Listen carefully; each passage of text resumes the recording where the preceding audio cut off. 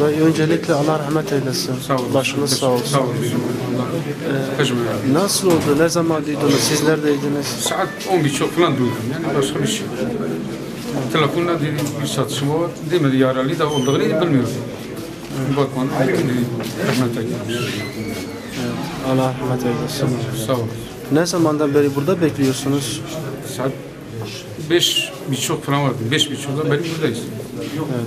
Savcının gelmesini bekliyorsunuz. Evet, savcının beklemesi. Evet. Peki ne diyorlar?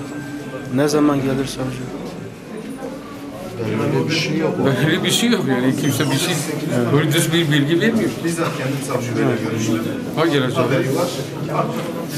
Evet, saldırıyla ilgili ne diyeceksiniz? Sanıyorum ilgili pek bilgim yok. Olay Bilmediğim şey var. Yapanlar işi de tarafından cenazesi burada andıktan sonra Ergani'ye mi götüreceksiniz? Ergen. O işin şeyi biz değil. Başınız.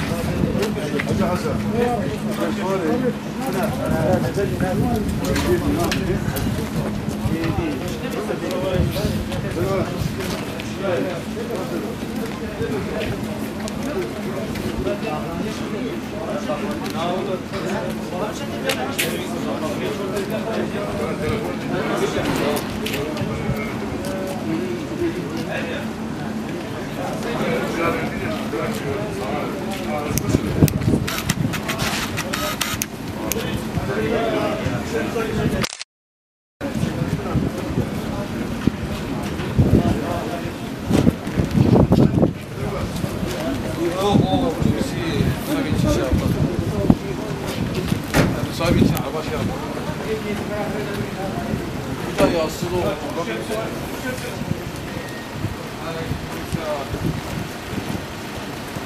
Bak.